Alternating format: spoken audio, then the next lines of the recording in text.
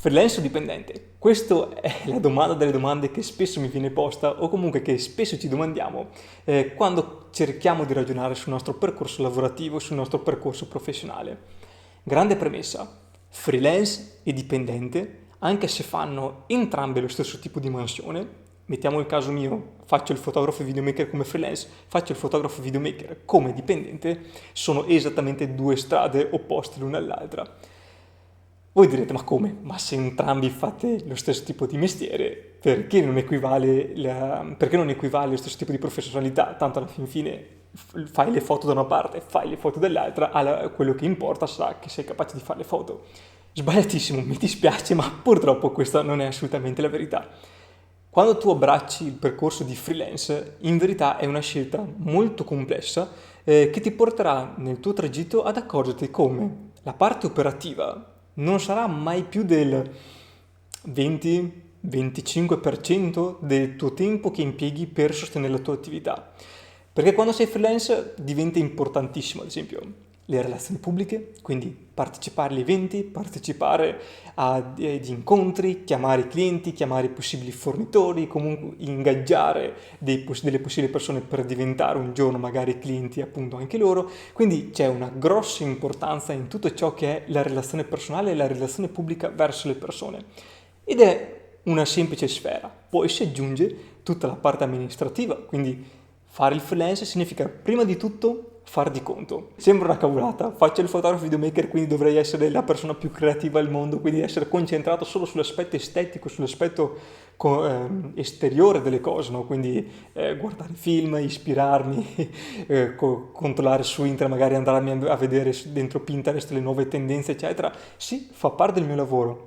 Ma per sostenere un'attività, e dato che sei un freelance, hai anche te la tua attività, una tua ditta autonoma, significa saper far di conto, riuscire a capire esattamente cosa significa fatturare correttamente, archiviare le fatture, archiviare tutti i documenti legati alla burocrazia, capire benissimo il tuo ordinamento, quindi se tipo sei un regime forfettario, se sei un regime dei minimi, se è un SRL, qua apriamo e chiudiamo una parentesi perché chiaramente non è assolutamente il mio campo. E quindi tutta la parte amministrativa diventa molto importante e non dimentichiamoci che la parte amministrativa è la cosa più importante se sei un freelance, perché puoi essere bravo quanto vuoi a fare il tuo tipo di lavoro, però se non sei capace di far di conto non riuscirai mai a capire se la tua attività è sostenibile economicamente, se sei in perdita o se ci stai guadagnando tantissimo e chiaramente te lo auguro. Quindi PR, parte amministrativa, tutta la parte chiaramente burocratica legata al tuo lavoro e dopo tutto questo rimane la tua parte lavorativa esecutiva ufficiale. Ah, aspettate, mi sono dimenticato chiaramente una cosa. Freelance significa anche avere della visione, quindi non solo concentrarmi su quello che sto facendo, ma dove vorrei arrivare con la mia attività, su che progetti mi piacerebbe arrivare, quindi c'è tutto il piano strategico dietro, quindi lavorare sul proprio marchio, lavorare sul proprio sito, lavorare sul proprio portfolio, tutto quel materiale corporate che riesce ad indirizzare la mia attività verso un determinato settore. Non so, se ad esempio voglio fare il fotografo commerciale, molto probabilmente inizierò ad avere un blog che mi parla di articoli legati al mondo commerciale, avrò un portfolio adatto a questo mondo e quindi tutto ciò che è strategia chiaramente fa parte della mia attività. Quindi capite che sono tante le sfumature che si vanno a comporre. Alla fine di tutto ciò, finalmente, quando avrete la prima commissione del vostro lavoro, arriverà la parte esecutiva. La parte esecutiva consiste nel dare chiaramente il miglior approccio creativo al vostro progetto, quindi lì effettivamente arriva la competenza tecnica, la competenza creativa, la competenza esecutiva in quello che siete specializzati. Fatto questo, sperando che chiaramente tutto vada per il meglio, ritornerà la parte di nuovo amministrativa, quindi il lavoro è concluso, bisognerà capire come riuscire a recepire dei soldini in cambio della prestazione che si è fatta. Quindi capite che essere freelance è un percorso molto complesso fatto da tante tappe.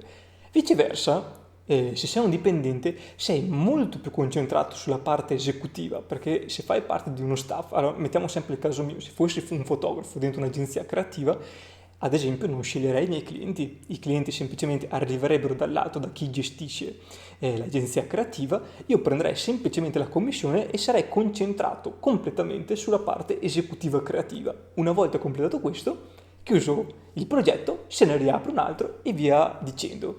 Quindi la differenza principale tra freelance e dipendente non sta nella parte esecutiva, perché comunque bene o male è la stessa, semplicemente il freelance ha n sfumature in più da gestire della sua attività, mentre in rapporto di dipendenza sei concentrato esclusivamente sulla tua parte esecutiva, parte creativa, parte progettuale.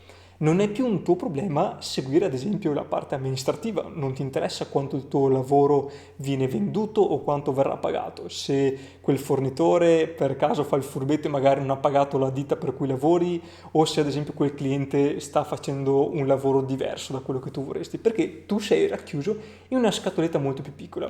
Ora, chiaramente ci sono pregi e difetti di entrambe le cose. Io personalmente ho deciso di approcciare il mondo freelance perché avevo voglia di vedere con i miei occhi, toccare e soprattutto decidere con la mia testa in che direzione andare e come voler fare il mio progetto.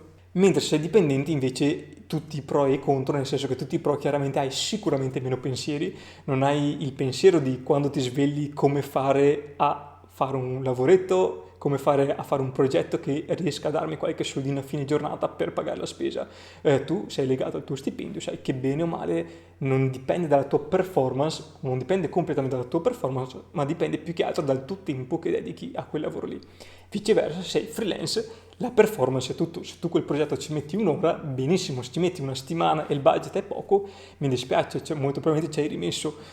Questi sono chiaramente concetti per chi è freelance sono quotidiani, mentre se sei dipendente non ti interessa perché il tuo obiettivo è fare semplicemente quel pezzettino di lavoro fatto bene. Quello che c'è prima e quello che c'è dopo non è così importante. Spero che questo video sia stato utile, se hai chiaramente dubbi scrivimi qui sotto che rispondo volentieri. Alla prossima!